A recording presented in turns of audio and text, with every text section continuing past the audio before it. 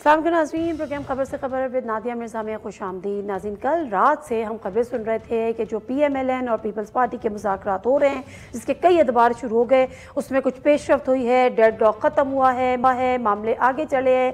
यहाँ तक कि खबर आई कि पीपल्स पार्टी काबीना में शामिल होने पर राज़ी हो गई है। लेकिन आज की सबसे बड़ी खबर यह है कि बिलावल भुट्टो ज़रदारी साहब ठट्टा में जलसा कर रहे थे। उस जलसे के दौरान उन्होंने दो टोक ऐलान किया। वो ऐलान ये किया कि पीपल्स पार्टी वजारतें नहीं लेगी, ताहम वो अपने पहले दिन वाले जो मौक़िफ़ है उस पर डट के खड़े हुए हैं कि पीपल्स पार्टी मिनिस्ट्रीज़ नहीं लेगी, यानी काबीना का हिस्सा नहीं, ताहम हुकूमत को सपोर्ट करेगी, हुकूमती बेंचेस पे बैठेगी। और जो सदर का इलेक्शन होगा, सदर के लिए होगा, सदर के ओहदे के लिए होगा, उसके जो कैंडिडेट पीपल्स पार्टी के होंगे वो साबिक़ सदर आसिफ अली जरदारी साहब होंगे। क्या कह रहे थे बिलावल भुट्टो जरदारी साहब, कोई देखते हैं। मुझे कहा गया है कि पहले 3 साल हमें दे दे, आखिरी 2 साल आप वजीर आजम बने। मैंने इस बात को मना किया है। मैं इस तरीके से वजीर आजम नहीं बनना चाह रहा हूं। अगर मैं वजीर आजम बनूंगा तो ठट्टो के अवाम, पाकिस्तान के अवाम मुझे मुंतखब करके बनाएंगे। वैसे मैंने 2 सीटें निकाले, वो 2 सीट निकाले तो एक को छोड़ना पड़ेगा। जो शिकायत कर रहे हैं, चाहे वो पीर साहब हो या मौलाना साहब हो, तो आए फिर वो छोड़ा हुआ सीट पे मुकाबला करते हैं, देखते हैं कि आपका औकात क्या है। हमने फैसला किया है कि जो हमारे पास आए हैं, हमारे वोट मांगे हैं, हम उनके साथ इंशाल्लाह ताला आगे बढ़ेंगे, कोई वजारतें नहीं लेंगे। हमने फैसला किया है कि आसिफ अली जरदारी साहब को सदर की जो इलेक्शंस आ रहे हैं उसमें हमारा उम्मीदवार सदर जरदारी होगा। ये दो टोक ऐलान बिलावल भुट्टो जरदारी साहब के सामने आया है। और दूसरी इंपॉर्टेंट ये चीज़ कि वो लोग जो एहतजाज कर रहे हैं, पर्टिकुलरली सिंध स्पेसिफिक उन्होंने बात की, जिसमें उन्होंने पीर पगारा साहब को भी मुखातिब किया, उन्होंने मौलाना फजलुर रहमान साहब को भी मुखातिब किया कि दोनों के मुजाहरे सिंध में हो रहे हैं कि आपने नामाजी में सीटें ली हैं तो आपका कोई मुकाबला नहीं है जो आप धांधली की बात करते हैं। बहरहाल ये दो टोक मौक़िफ़ बिलावल भुट्टो जरदारी का सामने आ चुका है। दूसरी तरफ जो मामला है PTI का, PTI ये दावा कर रही है कि हम हुकूमत बनाएंगे, लेकिन किस बेस पे दावा कर रही है वो अभी क्लैरिटी, चीज़ें अनफोल्ड होना अभी भी बाकी हैं। जो साहबजादा हामिद रजा साहब हैं वो इस्लामाबाद पहुंच गए हैं, सुन्नी इत्तेहाद काउंसिल के चेयरमैन, और इत्तलात यही है कि उनके साथ मुज़ाकरात होंगे और under the umbrella of this party यानी सुन्नी इत्तेहाद काउंसिल PTI जो है वो असेंबली में जगह बनाएगी, बैठेगी, ताकि वो रिजर्व सीट्स जो ख़वातीन की भी हैं, जो माइनॉरिटीज़ की भी हैं, उनको वो क्लेम कर सके। उमर अयूब साहब आज मीडिया से गुफ्तगू कर रहे थे और इस हवाले से उन्होंने भी कुछ बात की। Short clip. मैं ये डिक्लेयर करना चाहता हूं कि इंशाअल्लाह ताला रब्बुल इज्जत के हुक्म के साथ पाकिस्तान तहरीक इंसाफ मरकज में और सूबों में हुकूमत बनाएगी। और ये बात जो लोग पूछ रहे हैं कि कैसे बनाएगी, तो ज्यादा दूर आप अपनी याददाश्त पे, ज़हन पे जोर ना डालें। लोग कहते थे कि पाकिस्तान तहरीक इंसाफ के पोलिंग एजेंट्स नहीं होंगे, उम्मीदवारान नहीं होंगे। उम्मीदवारान भी मुल्क में सबसे ज्यादा थे जिन्होंने नॉमिनेशन पेपर्स दायर किए, पोलिंग एजेंट्स भी मौजूद थे, फॉर्म 45 भी हुआ और सीटें भी 180 पाकिस्तान तहरीक इंसाफ ने जीती और प्रूफ करके दिया। वेल लेट्स सी, क्योंकि बात यही है कि अभी तो उनके पास इतनी वो पोजीशन नहीं है 92 सीट्स हैं, लेकिन अगर वो क्लेम ये करते हैं कि हमारी 180 नंबर्स हैं और डिपेंड टोटली यही कर रहे हैं कि उनकी जो हारी हुई सीट्स है या उनको जो हराया हुआ है धांधली से वो उनको वापस मिल जाएंगी, तो उनके पास जो है वो नंबर गेम पूरा हो जाएगा, वो खुद से हुकूमत बनाने की पोजीशन में हो जाएंगे। क्योंकि इमरान खान साहब कह चुके हैं कि ना MQM के साथ बात होगी, ना पीपल्स पार्टी के साथ बात होगी और ना नून लीग के साथ बात होगी। अब आगे आते मलिक अहमद खान साहब नून लीग के, वो भी बात कर रहे हैं। कल से जो एक नया महाज खुला हुआ है जिसमें कमिश्नर रावलपिंडी चट्टा साहब ने एक इंकशाफात किए हैं, उन्होंने बयान भी अपना दे दिया, वो उस पर कायम भी हैं। तमाम जमातों का कहना यह है कि आप तहकीकात करवा लें, माँ सिवाय नून लीग के। वो क्यों इतने गुस्से में है, उसने तहकीकात का मुतालबा क्यों नहीं किया, और सच बोलना हमारे यहाँ जुर्म बन गया है अपेरेंटली। देखिएगा मलिक अहमद खान साहब क्या कह रहे हैं। ये जो कल सूरत-ए-हाल पैदा हुई तो उसके बाद एक बड़ी खौफनाक कैंपेन शुरू की गई कि डिफरेंट DROs की तस्वीर लगाकर, उनकी फैमिलीज की तस्वीर लगाकर, उनके बच्चों की तस्वीर लगाकर हेट इंसाइट किया जा रहा है कि उनकी लाइफ को थ्रेट हो जाए, और इस तरह से किया जा रहा है जैसे 9 मई से कबल किया गया था। ये लोग अपने उस इंतशारी रवैये से बिल्कुल बाज नहीं आ रहे। आपको याद होगा एक करेक्टर थे अफजल खान जो इलेक्शन कमीशन के थे, उनसे भी एक फैब्रिकेटेड, एक बिल्कुल मुकम्मल झूठी कहानी इसी तरह की जिस तरह की कल एक मौसूफ जो कमिश्नर पिंडी थे उनसे मंसूब करे, जिनका ताल्लुक कोई नहीं। ना ये किसी स्टेज पर आरओ हैं, ना ये किसी स्टेज पर डीआरओ हैं, ना इनका इलेक्शन के पूरे प्रोसेस से कोई ताल्लुक है। नज़ीर, मामला ये है कि हम जिस मुल्क में रहते हैं वहाँ सच बोलना सिर्फ एक जुर्म ही नहीं, उसका गुनाह तस्वर हो जाता है। अगर शख्स किसी पर इल्ज़ाम ना लगाए, वो खुद भी उठकर ये कह दे कि मैंने ये किया है, तो उसके ऊपर इतने इल्ज़ामात की बौछार की जाती है कि वो ये सोचता है कि उसने सच बोला ही क्यों। और अगर दीगर कभी सोच भी रहे होते हैं कि हम कुछ सच बोलें या उनका ज़मीर जागे, तो सवाल ये होता है कि जी आपका ज़मीर 9 दिन बाद जागा, जबकि हमारे यहाँ हिस्ट्री है, पाकिस्तान की तारीख है कि किसी के ज़मीर जो है वो सालों बाद जागते हैं, किसी के ज़मीर जो है वो 10 साल बाद, किसी के 5 साल बाद, किसी के 7 साल बाद, किसी के 6 महीने बाद। मुख्तसर सी एग्जाम्पल है, साबिक DGI जो बशीर मेमन साहब थे, उनके जो ज़मीर है मुकदमात के दबाव में 2018 के मामला उन्होंने इंकशाफात किए 2021 में, यानी उनका ज़मीर जो है वो 3 साल बाद जागा। मरहूम जज अरशद मलिक साहब, नवाशी को सजाएं हुई थी दिसंबर 2018 में, और दबाव में आके सजाएं देने का जो बयान हल्फी दिया वो उन्होंने 2019 में दी, यानी 1 साल बाद उनका ज़मीर जागा। खाबर मानी का साहब, उनका ज़मीर तो शादी के तलाक, शादी, ये वो सबके बाद नवंबर 2018 का मामला 2023 नवंबर यानी तकरीबन 5 साल बाद उनका ज़मीर जागा। असगर खान केस में 90 दिन के इंतखाबात में सियासतदानों के रकूम की तकसीम का मामला अदालती सतह में बयान हल्फी और इंकशाफात 2012 में हुए। पेशाक डार का बयान हल्फी हुआ था 25 अप्रैल 2000 को शरीफ खानदान के लिए कि 1 करोड़ 48 लाख डॉलर की मनी लॉन्ड्रिंग का इन्होंने एतराफ़ किया था, और उसके बाद 7 साल बाद 2007 में नवाज शरीफ की वतन वापसी पर एतराफ़ी बयान से वो मुनहरिफ हो गए। तो जो ज़मीर जागने की दास्तान है वो तो सालों पुरानी है, यहाँ तो सिर्फ 9 दिन हुए। और बहरहाल हुकूमतें नहीं लेगी पीपल्स पार्टी MQM का इस पर क्या इरादा है? मुस्तफ़ा कमाल साहब हमारे साथ होंगे। अस्सलाम वालेकुम मुस्तफ़ा कमाल साहब। जी वालेकुम सलाम। अच्छा मुस्तफ़ा कमाल साहब, आज बिलावल भुट्टो ज़रदारी साहब ने तो 2 टोक जलसे में ऐलान कर दिया है कि हुकूमत को सपोर्ट करेंगे लेकिन हुकूमत का हिस्सा नहीं बनेंगे, यानी वजारतें नहीं लेंगे, काबीना में शामिल नहीं होंगे ताहम वज़ीर आज़म को सपोर्ट करेंगे और हुकूमत को सपोर्ट करेंगे। MQM पाकिस्तान का क्या लाहेअमल है? आप हुकूमत को सपोर्ट करेंगे, काबीना में भी शामिल होंगे या वजारतें नहीं लेंगे? देखिए, अगर आप मेरी पार्टी की सेल्फिशनेस को अगर मैं सामने रखूं और उसके फ़ायदे को सामने रखूं और उसके नुकसान को सामने रखूं, तो हमें वजारतें नहीं लेनी चाहिए। हमें भी सपोर्ट कर देनी चाहिए, हुकूमत बनाने में सपोर्ट कर देनी चाहिए, और हमें वजारतें नहीं लेनी चाहिए। लेकिन आज का ये जो पाकिस्तान है, जिस मसाइल में घिरा हुआ है, यकीनन अगर हम सारा बर्डन PMLN पे डाल देंगे और हम कहेंगे बस ये वो मीठा मीठा हप हप, कड़वा कड़वा थू थू, अच्छा किया तो हमने किया, बुरा किया तो उन्होंने किया, अगर हम कलेक्टिवली इसकी जिम्मेदारी नहीं लेंगे, और मैं सिर्फ ये किसी एक पार्टी, बल्कि आज वो हालात हो गए कि जो अपोजिशन में भी बैठी हुई पार्टियां हों या जिनसे आपके बहुत सारे इख्तलाफात भी, और मैं नाम लेकर कहता हूं कि PTI के लोग हो जाएं या कुछ JUI के लोग हो जाएं या कोई और पार्टी भी हो, सारे सबके सरबराहान को सबको बैठकर पाकिस्तान के और उसके लोगों के लिए कम से कम ऊपर के 3-4 ऐसे इश्यूज़ हैं जिसके ऊपर मुत्तफ़िक़ होना बहुत ज़रूरी है, जिसके ऊपर सियासत ना हो, जिसके ऊपर जो है वो अपोजिशन और ट्रेजरी बेंचेस का गेम ना हो, और उसके बाद फिर पाकिस्तान को आगे लेकर जाया जा सकता है। आज के दौर में तो वजारतें लेना बहुत ज़्यादा बुराई है, बहुत बड़ी बुराई की बात है। तो अगर आप सेल्फिशनेस, अगर हमारी होकर मैं सेल्फिश होकर बात करूँ तो नहीं लेना चाहिए, लेकिन अगर कलेक्टिवली अगर हम बात करें कि हमें इस मुसीबत को हेड ऑन करना है, तो फिर डेफिनेटली PMLN इस वाली बात पे तैयार नहीं है कि हम भी जो है उस साइड पर बैठें और सिर्फ उनके सपोर्ट करें। डेफिनेटली वो चाहते हैं कि उनके बर्डन को बचे, वजारतें लेंगे। मतलब ये टाइम नहीं आया वजारतों की बात करने का, लेकिन डेफिनेटली अगर ये मौका मिला तो हम बिल्कुल लेंगे। ठीक है। और गवर्नरशिप के लिए भी कोई बातचीत हो रही है कि सिंध की गवर्नरशिप आपके पास? देखिए, हमारी ना वजारतों के लिए कोई बात हुई है, ना गवर्नरशिप के लिए। गवर्नर तो हैं, गवर्नर तो हमारे पास ऑलरेडी हमारे MQM के गवर्नर हैं और वो ठीक काम कर रहे हैं, और उनको मेरा नहीं ख्याल है कि उसके ऊपर कोई क्वेश्चन मार्क है।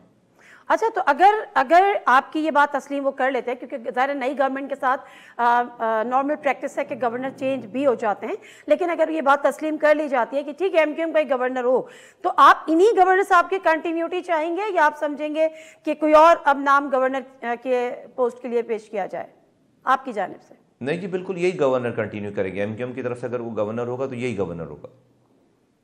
ओके, अच्छा, अब ये बताएगा कि बावजूद इसके कि दीगर जो अपोजिशन पार्टीज हैं वो बड़े इल्जामात लगा रही हैं कि जी एमक्यूएम को जिताया गया, ये हुआ, लेकिन बहरहाल the reality is, the fact is right now कि आपके पास सीट्स है, 17 सीट्स है। शुक्रिया, कराची के चारों तरफ बैनर भी है, कराची आपको वापस मिल गया, आप ये बात भी करते हैं, इसका आपने जश्न भी मना लिया।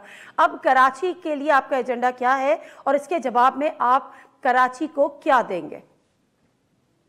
देखिए, कराची के लोगों ने हम पर ट्रस्ट किया है वंस अगेन, और ये कोई पहली दफ़ा मैंडेट नहीं है। 2018 की मैंडेट चोरी किए जाने के अलावा हमेशा से पिछले 40 सालों से मैंडेट हमारे पास रहा है, लोगों ने ट्रस्ट किया और हमने लोगों की आवाज़ हमने जब जैसे जहाँ मौका मिला है, लोगों को पता है कि हमने उनकी खिदमत की है, उनके लिए आवाज़ उठाई है और उनके लिए खड़े रहें। और अगर हमसे कोई अच्छा होता, हमें रिप्लेस कर देता अपने कामों से। उनके पास बहुत दिनों तक, बहुत सारे सालों तक लोगों के पास हुक्मरानी रही है। अभी हम अपने लोगों को, कारकुनों को, अपने जो MNA MPs उनको ये कह रहे हैं कि हमें लोगों ने उनके हुकूक के लिए खड़े होने का लाइसेंस दे दिया है। अब वो उनके मसाइल भले सूबाई हुकूमत से हों, उनके मसाइल पर्टेन करते हों लोकल गवर्नमेंट से, उनके मसाइल पर्टेन करते हों फेडरल गवर्नमेंट से, हमें हर हाल में लोगों की आवाज़ बनना है। यकीनन हम अभी सूबाई हुकूमत पीपल्स पार्टी की है, उनके वुज़रा से बात नहीं कर सकते, उनकी सेक्रेटरी से बात करेंगे, उनके महकमे के लोगों से बात करेंगे। यकीनन अभी जो है वो पीपल्स पार्टी के पास लोकल गवर्नमेंट है, मेयर उनका, हम उसके मेयर से बात नहीं कर सकते, उस मेयर के स्टाफ से बात करेंगे, उसके डिपार्टमेंट के सरकारी लोगों से बात करेंगे, क्योंकि सरकारी जो मुलाजिम है वो किसी मेयर का मुलाजिम नहीं है, वो रियासत का मुलाजिम है। और हमें लोगों ने पाकिस्तान के आइन और कानून के मुताबिक ये इख्तियार दिया है कि लोगों के हुकूक के तहफ़्फ़ुज़ के लिए, उनके मसाइल के हल के लिए हम हर महकमे से जाकर उनके लिए लड़ाई करेंगे, उनके लिए उनके हक को मांगेंगे, और जो उनके साथ ज़्यादती हो रही है उन ज़्यादतियों को रोकने की कोशिश करेंगे हर जगह पे, हर डिपार्टमेंट में। तो ये हमारी ऑलरेडी इसके ऊपर बहुत सारे। जी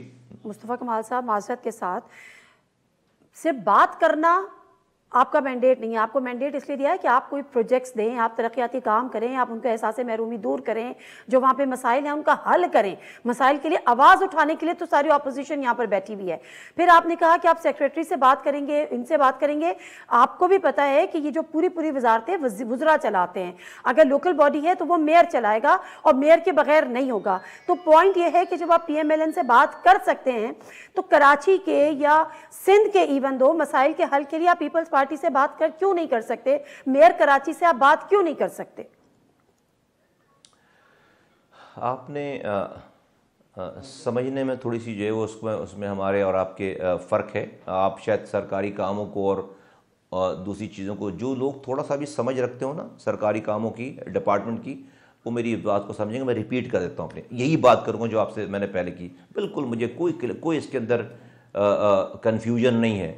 हमें जो हम वफाक से लेंगे, जो हम अगर हुकूमत में शामिल हुए और हमें जो प्रोजेक्ट्स लेंगे, जो काम करेंगे, वो डिफरेंट, उस पर तो मैं भी आया नहीं हूँ। मैं तो वो काम कह रहा हूँ जहाँ पर हमारे पास इख्तियार फ़र्ज़ करें नहीं है, ये हमारे पास, हम गवर्नमेंट का हिस्सा नहीं है। तो क्या वहाँ हम छोड़ देंगे लोकल गवर्नमेंट को कि भाई आप जो चाहो करो, प्रोविंशियल गवर्नमेंट को छोड़ देंगे? मैंने सबसे मुश्किल बात पहले शुरू की, और आपको पता है कि हम उसे भी नहीं छोड़ेंगे, क्योंकि सारे महकमे, सारे डिपार्टमेंट हमारे पास लाइसेंस है। किसी भी किसी वाटर बोर्ड का अगर पानी का मसला है तो मेरा MNA जाकर बैठेगा वाटर बोर्ड पे, मेरा MPA जाकर बैठेगा वाटर बोर्ड पे और पानी के मसले के ऊपर बात करेगा, उसको हल करवाएगा, वहां के एक्सीडेंट को पकड़ेगा, क्योंकि हमारे पास लाइसेंस है। हाँ, हम जब हुकूमत का हिस्सा अगर बनते हैं और हमारे पास कोई हुकूमत में शेयरिंग हो, फिर हम डेफिनेटली उसके लिए पैकेजेस चाहिए।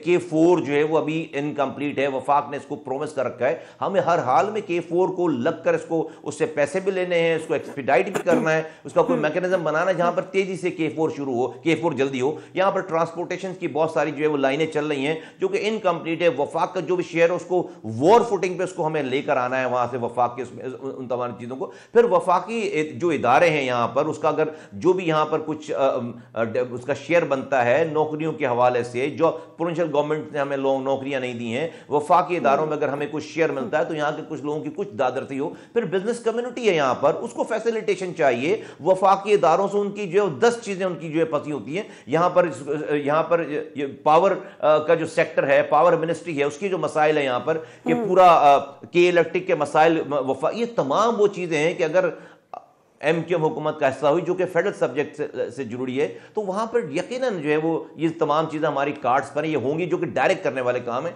मैंने जो बात आपसे शुरू की, मैंने सबसे मुश्किल और सबसे नामुमकिन बात से आपकी अपनी बात शुरू की है कि हमने इस ग्रास रूट लेवल की, माइक्रो लेवल की चीज़ों को भी नहीं छोड़ना है, ये मेरा मतलब है। बिल्कुल सही कह रहे हैं मुस्तफ़ा कमाल साहब। मैं सिर्फ ये कहना आपसे चाह रही थी कि 18th अमेंडमेंट के बाद बहुत सारे ऐसे मैटर हैं, खासतौर पे जो नौकरियों का, सिंध का स्पेशली मामला है, कोटा सिस्टम का मामला है, तालीमी निज़ाम के कोटा सिस्टम का मामला है, वो प्रोविंशियल सब्जेक्ट है और एक बहुत बड़ा इशू है कराची के बच्चों का, कराची के नौजवानों का, नौकरियों के हवाले से, एकेडमिक अपॉर्चुनिटीज़ के हवाले से। इसलिए मैं कह रही थी कि अगर आप पीपल्स पार्टी से भी इस हवाले से बात कर लें तो इसमें क्या बुराई है। सिर्फ ये मकसद था मेरे सवाल का। जी, मुझे कोई एतराज़ नहीं, हम नहीं कह रहे कि मैंने हमारे किसी भी नैरेटिव में किसी भी पार्टी से बात नहीं करने का कोई हमारे पास कोई नैरेटिव नहीं है। हम तो पहले दिन से कह रहे हैं कि भाई हमने सबसे बात करनी है। हमने अपना एक मुसवदा बनाया, फ़र्ज़ करें कि हमने आइनी तरमीम पर मुसवदा बनाया, तो हमारे पास तो नंबर नहीं है भाई, हम सबसे बात करेंगे तो जाके 2/3 मेजॉरिटी आएगी ना। तो बात हम तो पहले, मैं तो कह रहा हूँ, मैं जब ये कह रहा हूँ कि भाई आप पीपल्स पार्टी की बात करें, मैं तो कह रहा हूँ कि भाई PMLN को PTI को आपस में बात करनी चाहिए, जरूर बात करनी। PTI को और पीपल्स पार्टी को आपस में बात करनी चाहिए, जरूर बात करें। ये दुश्मनी है, ये तो ये कल्चर डेवलप हो गया ना कि वजीर आजम बनने के बाद इमरान खान साहब पिछली सामने से नहीं गुजरेंगे क्योंकि सामने अपोजिशन लीडर बैठा, उनको हाथ ना मिलाना पड़ जाए, तो वो कुर्सियों के पीछे से होकर आएंगे। और कोरोना वायरस की जो है वो कैंपेन में खुद कॉन्फ्रेंस बुलाई और खुद अपनी बात करके चले गए और किसी की बात, तो ये तो वो कल्चर, हमें इस कल्चर की बात नहीं कर रहा हूं भाई। हम इलेक्शंस अपने अपने एजेंडास पे लड़कर आए, जो भी पार्लियामेंट में मौजूद है, अपने इख्तलाफात रखने के बावजूद सबसे बात करनी है और लोगों के लिए बात करनी है। तो मुझे इसके ऊपर कोई दो राय नहीं है। मैं कहीं से भी इसके अंदर कोई नहीं अपनी हमारे अंदर क्लैरिटी है हमारी बातों में कि बिल्कुल हमें जिससे भी बात करनी पड़ेगी हम बात करेंगे, क्योंकि हमारे तजुर्बात ऐसे हैं कि हमारी बात, पीपल्स पार्टी के लोग हमारी बात सुनते नहीं है, मानते नहीं है। इसलिए जो है मैं कह रहा हूं कि अगर वो नहीं भी माने तो क्या मैं छोड़ दूं कि भाई सियासी आदमी हमारी बात नहीं मानेगा, मैं जाके उसकी सेक्रेटरी, उसके महकमे से मुझे बात कर, मेरे MNA MPs को ये लाइसेंस है तो मैं उससे भी बात करूंगा जाकर। बिल्कुल ठीक है, बिल्कुल ठीक है। अच्छा, एक आखिरी बात वो ये मुस्तफ़ा कमाल साहब के, ठीक है MQM को 17 सीटें मिल गई, MQM का माजी भी रहा है, लेकिन उसके अलावा भी PTI भी आप इल्ज़ाम लगा रही है, जमात इस्लामी आप इल्ज़ाम लगा रही है, पीपल्स पार्टी आप इल्ज़ाम लगा रही है। और कल मेरे प्रोग्राम में कादिर मंदोखेल साहब थे जो कि आपके हल्के से आपके मुखालिफ उम्मीदवार भी थे। सर छोटा सा क्लिप है वो जो आपके हवाले से या उस हल्के के हवाले से रहे थे, छोटा सा क्लिप है, अगर आप सुन लें प्लीज़, अगर आप इस पर रिस्पॉन्ड कर सकें। मेरे हल्के में NA 242 में इलेक्शन वाले दिन तो ये मेरे पास ये एक बोरा है जो मैंने 2 दिन पहले इलेक्शन कमीशन को भी दिखाया, और इसमें मुस्तफ़ा कमाल साहब के स्टैंप लगे हुए बैलेट पेपर मेरे पास 25 से 30 हज़ार हमारे पास है, ये काउंटर पार्ट समेत है, ठीक है। और ये आपको जूम अगर करे तो ये पतंग के निशान पे स्टैंप लगा है और स्टैंप भी ओरिजिनल साइज से बड़ा है, और इसकी बैक साइड पे कोई एंट्री नहीं है, कोई स्टैंप नहीं है। ये हमारे लोगों ने, जालों ने ये MQM के लोगों से छीने, जो डाले गए हैं वो तो 71,000 है, जो छीने गए हैं वो 25 से 30 हज़ार हमारे लोगों के पास आज भी पड़े। मुस्तफ़ा कमाल साहब, would you like to respond sir?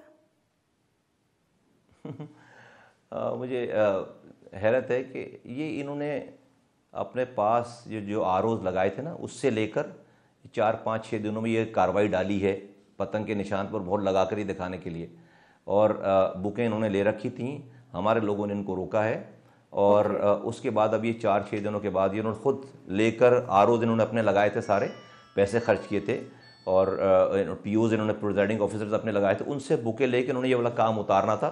हमारे पास भी हमने इनसे बहुत सारी चीज़ें हमने इनको रोकी हैं। ये मौसूफ जो आपसे गुफ्तगू फरमा रहे हैं, आपको जब आप इनसे प्रोग्राम करी तो आपको इनकी भी वीडियो दिखानी चाहिए थी ना। मैंने उनसे पूछा था, मैंने दिखाई तो नहीं थी, लेकिन मैंने उनसे जिक्र किया था, उन्होंने कहा वो एडिटेड थी, मुझे भी समझ नहीं आया कि वो कैसे एडिटेड थी। नहीं, एडिटेड नहीं है, तो अभी तो इनकी FIR कट रही है। ये रियासत के कामों में इन्होंने पूरी खुली बदमाशी की, लेकिन वहाँ के लोगों ने इनकी बदमाशी चलने नहीं दी है। तो बहरहाल ये तो उन्होंने खुद से ले रखे थे। अभी 4-6 दिन उन्होंने MQM के ऊपर पतंग के निशान पर ठप्पे लगा के खुद से ही ये वाला आपको दिखा रहे हैं सारी कारस्तानियाँ। लोगों को पता है, पीपल आर द बेस्ट जजेस। लोगों को पता है बल्दिया टाउन NH 240 के लोगों को कि उन्होंने किसको वोट दिया, और अल्लाह का शुक्र है कि आज हमें जो है वो वहाँ पे टोटल रिस्पॉन्ड है लोगों का, बहुत ज़बरदस्त किस्म का। चलें, बहुत शुक्रिया मुस्तफ़ा कमाल साहब आपके टाइम का, सवालों के जवाब देने का। और जो इम्पोर्टेंट चीज़ वो ये कि MQM ना सिर्फ हुकूमत को सपोर्ट करेगी बल्कि काबीना का हिस्सा भी बनेगी, और गवर्नरशिप भी अगर MQM के हिस्से में आती है, जो कि डेफिनेटली अगर आएगी, तो इन्हीं गवर्नर साहब की यानी कामरान टसोरी साहब की ही कंटिन्यूटी होगी।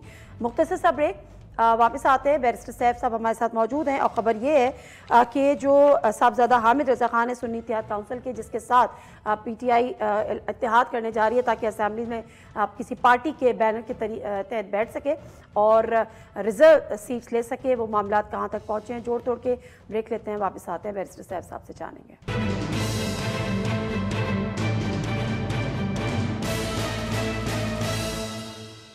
जी नाज़रीन, प्रोग्राम में एक दफ़ा फिर आपको खुश आमदीद। और doctor Mohammad Ali, barrister doctor Mohammad Ali Saif साहब हमारे साथ मौजूद हैं, PTI के सीनियर रहनुमा हैं, farmer SSCM information and PR farmer senator. अस्सलाम वालेकुम बैरिस्टर सैफ साहब। वालेकुम अस्सलाम। बैरिस्टर सैफ साहब, उमर अयूब साहब दावा कर रहे हैं, अभी हमने क्लिप भी चलाया कि हुकूमत हम बनाएंगे, नंबर गेम आपके पास पूरी नहीं है, बल्ले पार्टी आपकी जो है वो बल्ले के निशान से महरूम है, इंडिपेंडेंट कैंडिडेट्स मतलब ज़ाहिर इलेक्शन लड़ा है, कैसे बनाएंगे इस नंबर के साथ? देखें, हमारे पास नंबर तो पूरे हैं, अगर हमें हमारे नंबर दे दिए जाएं तो हमारे पास तो नंबर पूरे हैं हुकूमत बनाने के लिए, ना सिर्फ मरकज में बल्कि पंजाब में और KP में तो है ही हैं। तो हम तो 3 असम्बलियों में हुकूमत बना सकते हैं, मरकज में और 2 सूबाई असम्बलियों में। लेकिन मसला यह है कि हमारी सीटें हमसे ले ली गई हैं, ना उन पर कोई पेशरफ्त हो रही है, ना ही रिजल्ट सही तरीके से कंपाइल किया जा रहा है और ना ही डिक्लेयर किया जा रहा है, और इलेक्शन कमीशन इस मामले में टाल मटोल से काम ले रहा है। हम ये समझते हैं हमारे पास फॉर्म 45 जो मौजूद हैं, जो इलेक्शन कमीशन ही के जारी करदा फॉर्म 45 हैं, अगर उनकी बुनियाद पर ही कौमी असम्बली का रिजल्ट मुरतब किया जाए तो हमारी तकरीबन 80 सीटें हमें और मिल सकती हैं।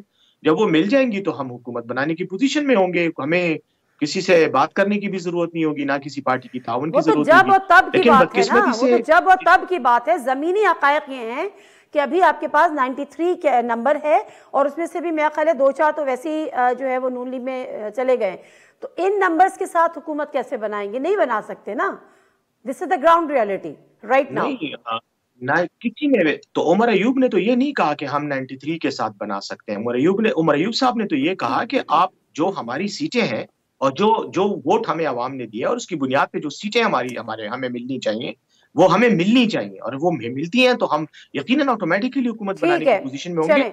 चलें अब दूसरा ठीक है सर, अभी आप इस पोजीशन में नहीं है तो अभी आप ऑपोजिशन में बैठेंगे।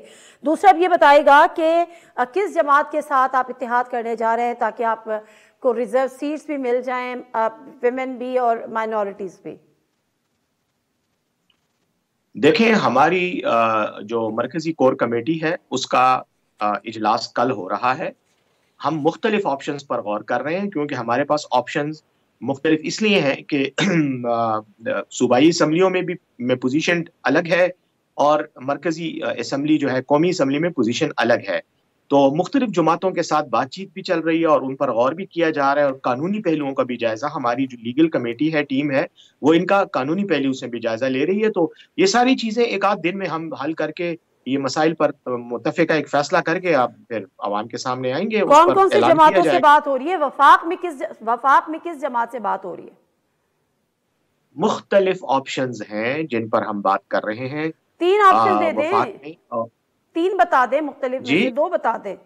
मुख्तलिफ में से 2 बता दें। मरतबा मेरे ख्याल में 25,000 मरतबा से ज्यादा हमारे कायदीन ने ये बातें की है। मजलिस वहदतुल मुस्लिमीन का नाम आया है, सुन्नी इत्तेहाद काउंसिल का नाम आया है, जमात इस्लामी से बात हो रही थी, मुख्तलिफ पार्टियों से बात हो रही है। डिपेंड करता है कि कहाँ जाते हैं, और अगर कहीं पे ऑप्शन नहीं मिलता तो आजाद हैसियत में फिर बैठेंगे असम्बलियों में। मतलब ये तो ऑप्शंस है ना, हमारे पास भी तो ऑप्शंस। जी बिल्कुल ठीक है। JUIF से आपकी मुलाकात हुई, मौलाना साहब से आपकी मुलाकात हुई, आपके अंदर पार्टी के अंदर से भी ये बात आई कि जी आप उनसे मुलाकात करने क्यों गए? मुझे कैटेगोरिकली बताइएगा कि उनके पास जाना, उनसे मुलाकात करना, उनके साथ मिलकर एहतजाज करना, इसको इमरान खान साहब का गो हेड था, उन्होंने इजाजत दी थी, उनकी तायीद शामिल है? पाकिस्तान तहरीक इंसाफ जो कुछ भी करती है वो इमरान खान साहब की मर्जी, उनकी हिदायत और उनकी रजामंदी से होता है।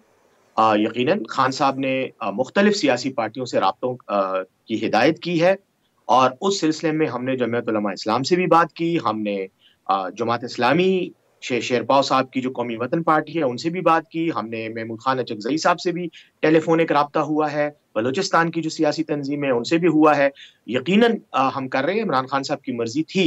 जहां तक एहतजाज का ताल्लुक है, मैं सॉरी बैरिस्टर साहब, सॉरी माजरत मैं आपकी बात काट रही हूँ।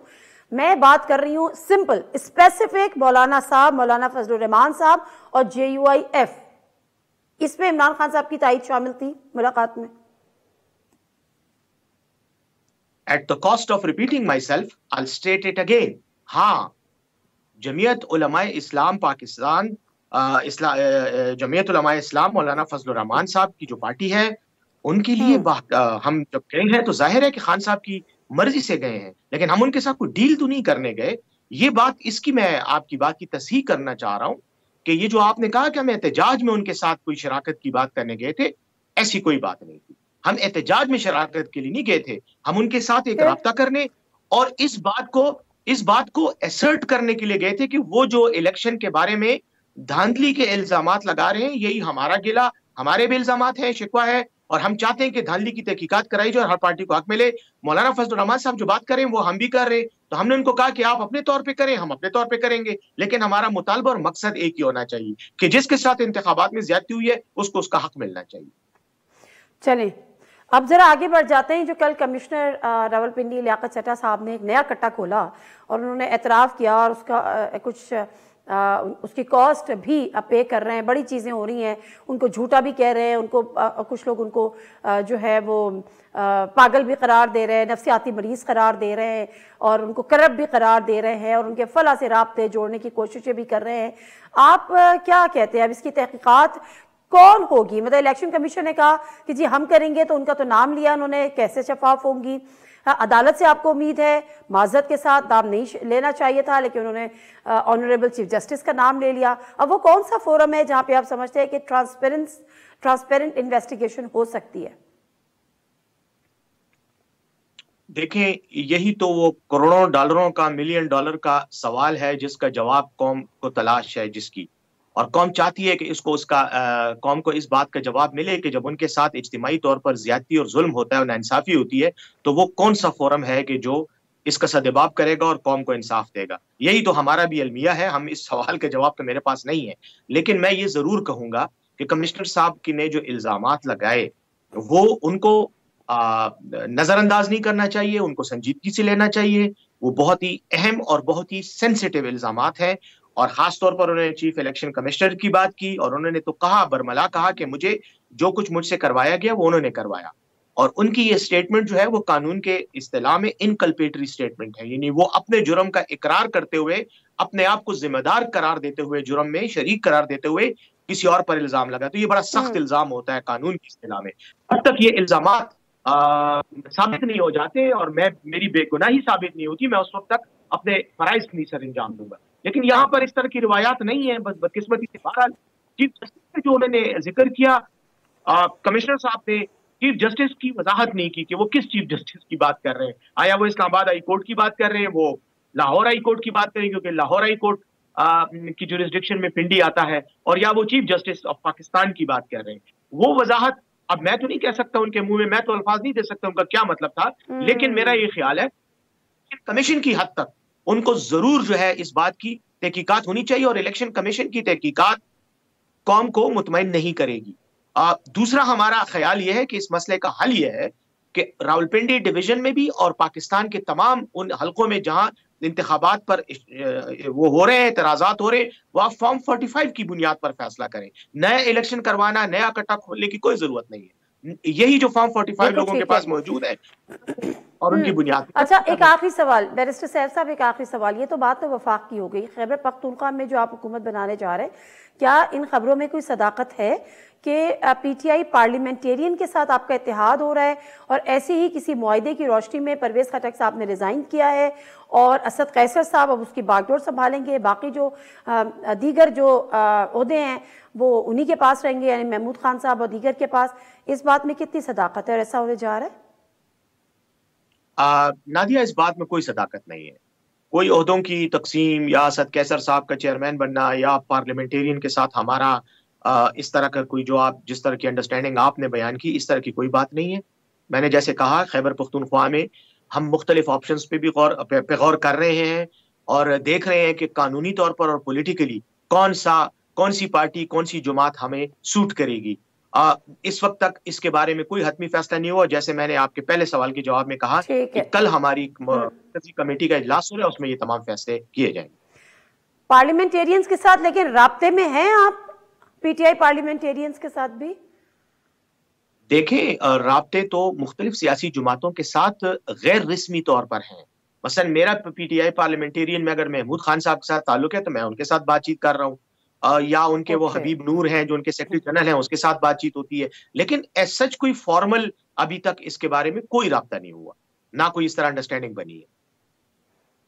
ठीक है, बहुत शुक्रिया बैरिस्टर सैफ साहब आपके टाइम का। और बात वही है कि ये क्लेम अपनी जगह है कि हम हुकूमत बनाएंगे, लेकिन उस सूरत में बनाएंगे कि जो ये क्लेम कर रहे हैं कि जी हमारी इतनी सीट छीन ली गई हैं या धांधली हुई है, धांधली के जरिए हमसे छीन ली गई है, वो अगर हमें वापस मिल जाती हैं, अदरवाइज डेफिनेटली दे नो कि वो हुकूमत नहीं बना सकते और अपोजिशन में बैठेंगे। लेकिन असल मामला ये है जिसके लिए तमाम गुफ्त शरीद हो रही है कि दीगर पार्टी से रब्ते हो रहे हैं कि अपनी रिजर्व सीट्स इंटैक्ट कर सके। मुख्तसर सा ब्रेक, वापस आते हैं। नून लीग क्यों जो है वो इसरार कर रही है कि जी पीपल्स पार्टी काबीना का हिस्सा बने, वजारतें लें, क्योंकि पीपल्स पार्टी ने 2 टोक ऐलान कर दिया, लेकिन नून लीग सोलो फ्लाइट लेने की जब हुकूमत को बनाने में भी सपोर्ट है तो इसका इसरार इस पर क्यों है? ब्रेक लेते हैं, वापस आते हैं। आसिफ किरमानी साहब हमारे साथ मौजूद हैं।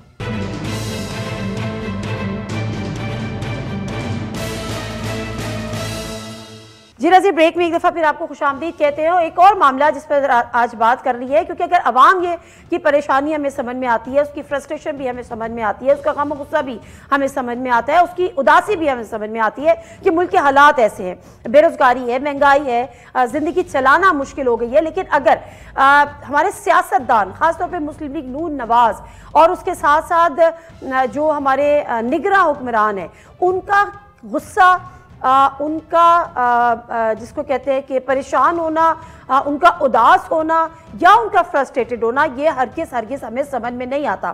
क्या वजह इसकी ये है? और जो हमें समझ में आती है कि बावजूद इसके कि तमाम हथकंडे आजमा लिए, तमाम चीज़ें करके देख ली, एक शख्स को गिराना चाहते थे, पीटीआई को ख़त्म करना चाहते थे, ना पीटीआई ख़त्म शुद्ध हुई, ना इमरान खान ख़त्म शुद्ध हुआ, बल्कि वो डट के खड़ा है। इसके अलावा अगर कोई फ्रस्ट्रेशन है तो हमें कम अज़ कम बता दी जाए ताकि हम उसके लिए तैयार हो जाए। क्या मरियम औरंगजेब साहिबा, क्या मुर्तज़ा सोलंकी साहब और क्या निगरा जो इंफॉर्मेशन मिनिस्टर हैं पंजाब के इमरान आमिर मीर साहब, इन्होंने तो हदें ही क्रॉस कर दी। नेशनल मीडिया पे आके वो एक एंकर पर्सन को गाली दे रहे हैं। मुर्तज़ा सोलंकी साहब बीबीसी के जो कॉरेस्पॉन्डेंट है उससे उलझ पड़े, और मरियम साहिबा का तो जवाब ही नहीं है। वो आखिर में ये भी कहती हैं I am not angry, I am sad. लेकिन वो कितनी सैड है जरा देखते हैं वो क्लिप पूरा। मतलब इतना कुछ करके कि सर कलम भी कर दीजिए, इनकी आग ठंडी नहीं हो रही, इनके साथ ये होना चाहिए था, फिर मैं गुस्सा नहीं कर रही, आई एम सैड। लेकिन बहरहाल क्यों सैड है मुझे ये भी नहीं पता। आगे बढ़ते हैं, आसिफ किरमानी साहब हमारे साथ मौजूद हैं। PMLN क्यों चाहती है कि वजारतों में भी हिस्सेदार हो, काबीना में भी हिस्सेदार हो, और नवाज शरीफ साहब वजीर आजम के जो उनको बनना था उनकी नॉमिनेशन, उससे वो पीछे क्यों हट गए? बात कर आसिफ किरमानी साहब। बिलावल भुट्टो ज़रदारी साहब ने तो 2 टोक आज जलसे में ऐलान कर दिया कि वो वजारतें नहीं लेंगे, काबीना का हिस्सा नहीं बनेंगे, ताहम हुकूमत को सपोर्ट करेंगे। साथ ही उन्होंने सदर के लिए भी कह दिया कि सदर ममलिकत के लिए जो पाकिस्तान के सदर का इलेक्शन होगा तो आसिफ अली ज़रदारी साहब उसके हमारे कैंडिडेट होंगे। बट नून लीग क्यों बज़िद है कि अगर हुकूमत के साथ ताउन कर रहे हैं, सपोर्ट कर रहे हैं, वज़ीर आज़म के लिए वोट भी दे रहे हैं, लेकिन काबीना का भी पीपल्स पार्टी हिस्सा बने, क्यों बज़िद है या बज़िद रही है? बिस्मिल्लाहिर्रहमानिर्रहीम। शुक्रिया नादिया बीबी।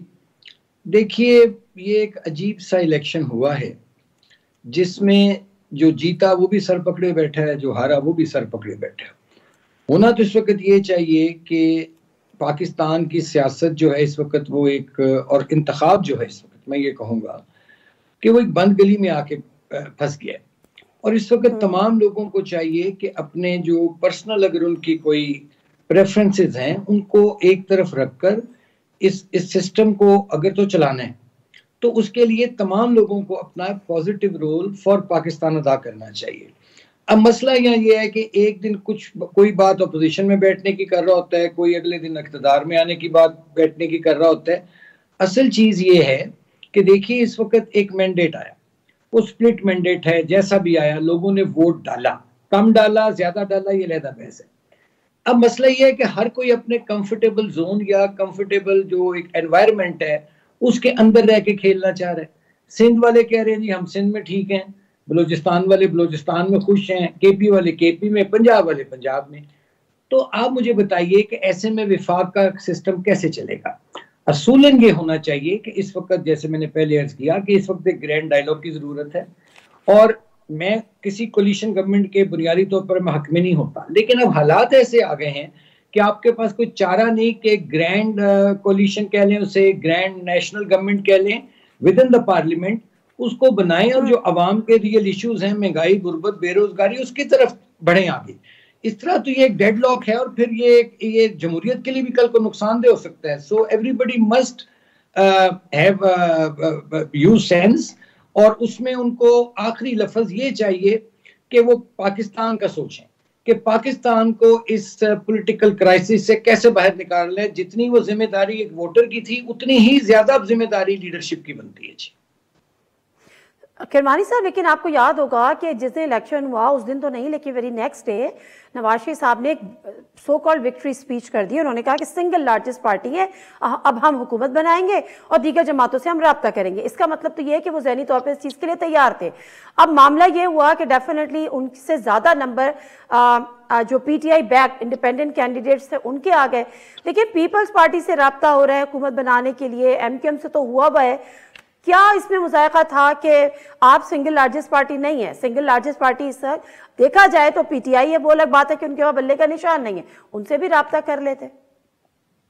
देखिए गुजारिश ये है कि जो उसको मैं तो विक्ट्री स्पीच नहीं कहूँगा, वो एक तरह की उन्होंने उस वक्त तक की जो मालूमात थी उसके मुताबिक जो रिजल्ट आ रहे थे उसमें पीएमएलएन इमर्ज करके एज अ पार्टी के तौर पर सामने आई।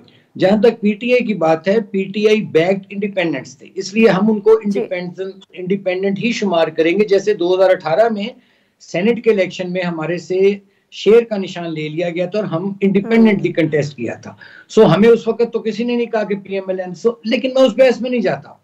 मैं सिर्फ ये अर्ज करना चाहता हूँ कि इस वक्त मामला जिस नहज पे पहुंच चुके हैं, इस वक्त किसी को अच्छा लगे, कोई बुरा लगे, कोई भी, अगर किसी को थोड़ा सा एक कदम पीछे हटना पड़ता है फॉर पाकिस्तान, तो कम से कम आगे बढ़कर इस वक्त पाकिस्तान में जो ये एक केओस है, एक कंफ्यूजन सा पैदा हो गया है, एक डेडलॉक है, उसको दूर करना चाहिए। और ये जितना मुस्लिम लीग नून पर जिम्मेदारी बनती है उतनी ही ये दीगर जमातों पर भी बनती है कि आप इस वक्त सब अपने इख्तलाफात छोड़ के, और ये चैलेंज है ना एक बहुत बड़ा, आगे देखें मार्च अप्रैल में IMF का प्रोग्राम आ रहा है, तो कम से कम हमें एक यक आवाज होकर ये तासुर नहीं IMF के जाना चाहिए कि जी इनके तो आपस में ही हाउस इन ऑर्डर नहीं है, उससे फिर और मजीद परेशानियां जन्म ले सकती हैं। सो आई थिंक के कोई ना कोई रास्ता, मुझे अभी भी उम्मीद है कि यही जमातें, क्योंकि अवेलेबल तो यही पार्टीज है ना आपके पास, लेकिन इसमें अगर कोई अपोजिशन में बैठना चाहता है तो उसको मजबूर नहीं किया जा सकता। लेकिन मैं समझता हूं कि इस वक्त तमाम लोगों को एक ग्रैंड कट की जरूरत है for the sake of Pakistan. Nazir मुख्तसर सा ब्रेक, वापस आते हैं, हमारे साथ रहिए।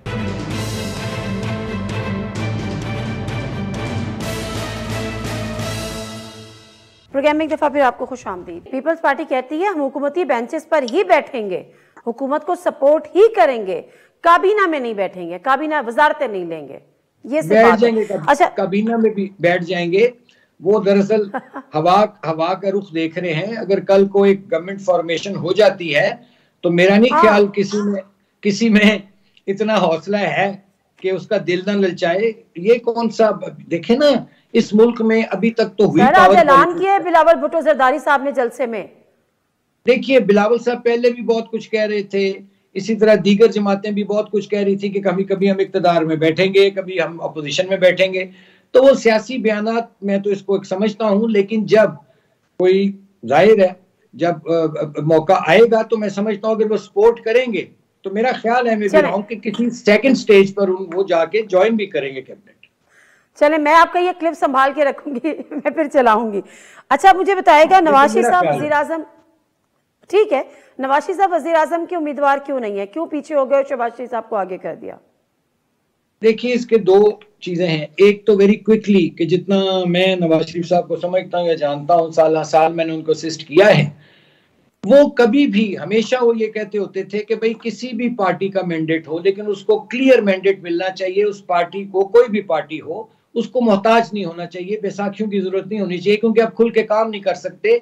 और मखलूत हुकूमत जो है उसका एक ऑलरेडी हमें तल्ख तजर्बा हुआ पीडीएम के गवर्नमेंट में कि उसमें जाहिर है एक अगर डिफॉल्ट से जहाँ मुल्क बचा, लेकिन वो हमारी सियासत जौन सी थी वो कॉम्प्रोमाइज हुई, जिसका रिफ्लेक्शन जौन सी वो इलेक्शन में भी आई है।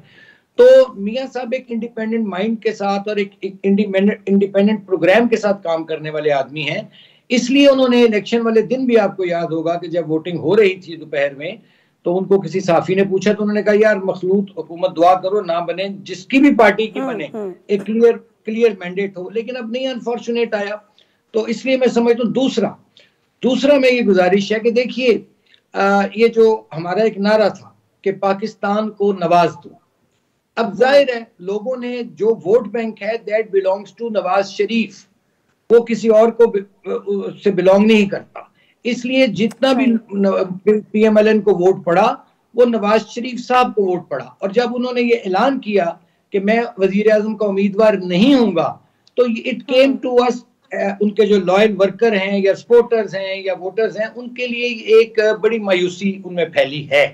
लेकिन मैं समझता हूं कि अगर उनकी रहनुमाई मुयस्सर रही तो इंशाल्लाह ताला वो अपने तजुर्बे से पाकिस्तान को जरूर फायदा पहुंचाएंगे। बस ये दुआ कीजिए। मुझे वैसे जाहिर है मैं नहीं समझता था कि मियां साहब ने एक भरपूर कामयाब अपनी सियासी इनिंग खेली है कि इस तरह अचानक वो अपनी पॉलिटिकल इनिंग डिक्लेयर कर देंगे। ओके, अब मुझे कितना डैमेजिंग है ये नून लीग के लिए, नून लीग मतलब जमात के लिए?